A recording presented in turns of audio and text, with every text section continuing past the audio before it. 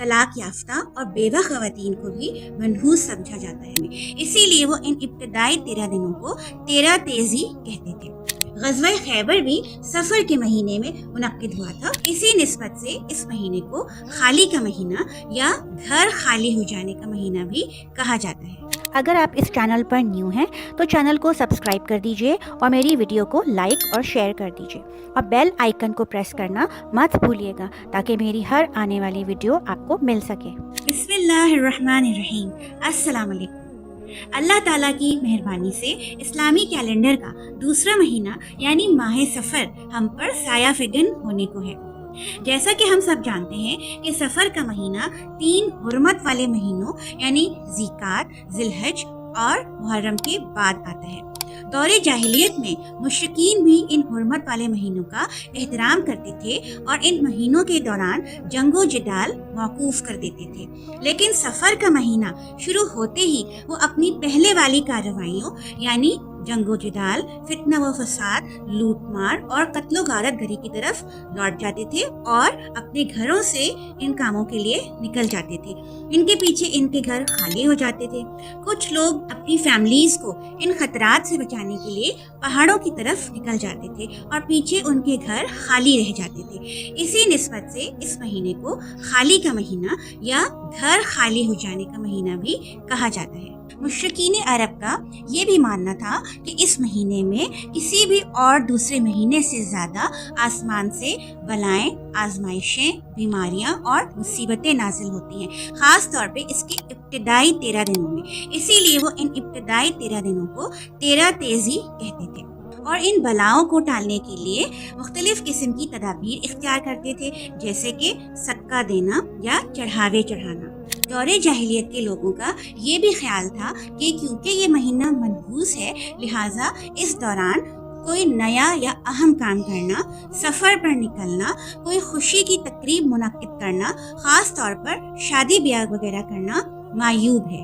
حضور اکرم صلی اللہ علیہ وآلہ وسلم نے ان تمام فرسودہ روایات اور جاہلانہ توہمات کو جڑ سے اکھاڑ پھینکا اور فرمایا کہ لا سفر یعنی کہ سفر میں کوئی نحوست نہیں ہے، نہ ہی سفر کے مہینے میں کسی قسم کی کوئی غیر معمولی مصیبتیں، پریشانیاں اور بیماریاں نازل ہوتی ہیں. دراصل مصائب اور آزمائشیں تو ہر وقت ہی نازل ہوتی رہتی ہیں، لیکن ان کا نزول کسی خاص دن، مہینے یا سال کے لیے مخصوص نہیں ہے. مصائب و مشکلات کے نزول کے متعلق اللہ تعالیٰ نے قرآن پاک کی سورہ شورى میں اس طرح ارشاد فرمایا، اور تمہیں جو مصیبت پہنچتی ہے وہ تمہارے ہاتھ کے کمائے ہوئے اعمال کی وجہ سے ہے اور بہت کچھ تو اللہ تعالیٰ معاف فرما دیتا ہے. یعنی جو تکالیف، مصائب اور مشکلات ہم جھیلتے ہیں ان کا سبب زیادہ تر ہمارے اپنے اعمال اور گناہ ہوتے ہیں. لیکن ہمیں یہ بات بھی نہیں بھولنا چاہیے کہ یہ آزمائشیں اور مشکلات اکثر ہمارے گناہوں کا کفارہ بن جاتی ہیں اور کبھی کبھی بندہ مومن کے درجات کی بلندی کا سبب بھی ہوتی ہیں. جیسا کہ حضور پاک صلی اللہ علیہ وآلہ وسلم نے ارشاد فرمایا، مومن کو کوئی کانٹا نہیں چبھتا یا اس سے زیادہ کوئی تکلیف نہیں ہوتی مگر اللہ تعالیٰ اس تکلیف کی وجہ سے اس کا ایک درجہ بلند کر دیتا ہے یا اس کی بنا پر اس کا ایک گناہ مٹا دیتا ہے. بخاری شریف کی ایک حدیث کے مطابق بچے کے پیدا ہونے سے قبل ہی اس کے اعمال، اس کا رزق اور اس کا بدبخت ہونا یا خوشبخت ہونا لکھ دیا جاتا ہے.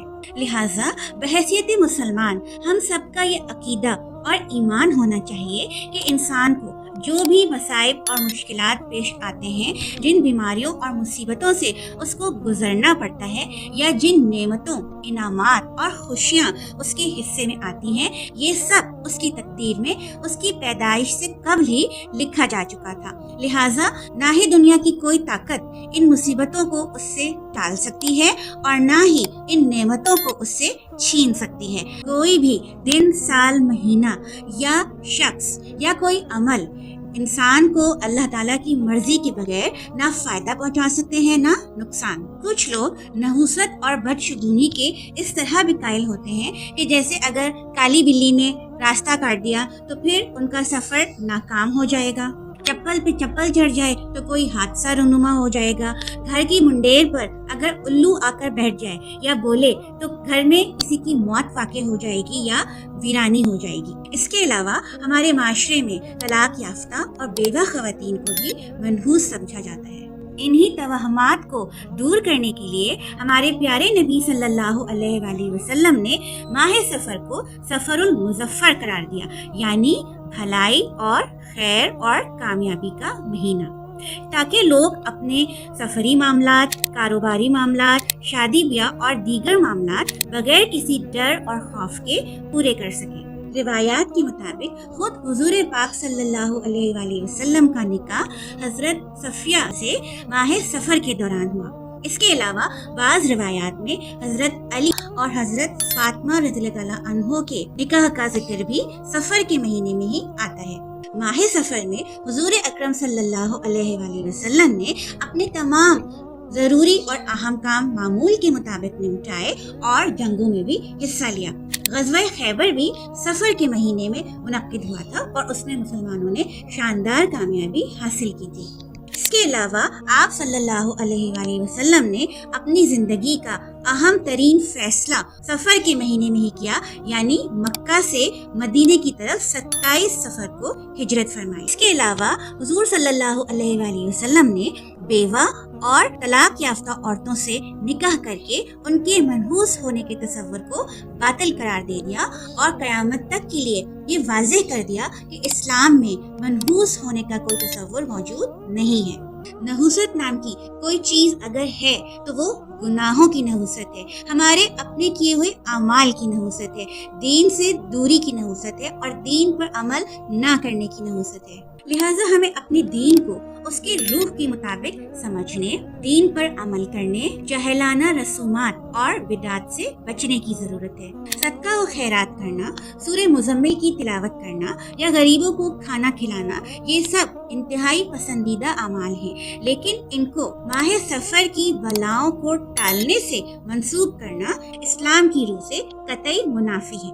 अल्लाह ताला हमें इन तमाम खुराफात और बिदात से अपने हिफ्ज़ व अमान में रखे। आमीन।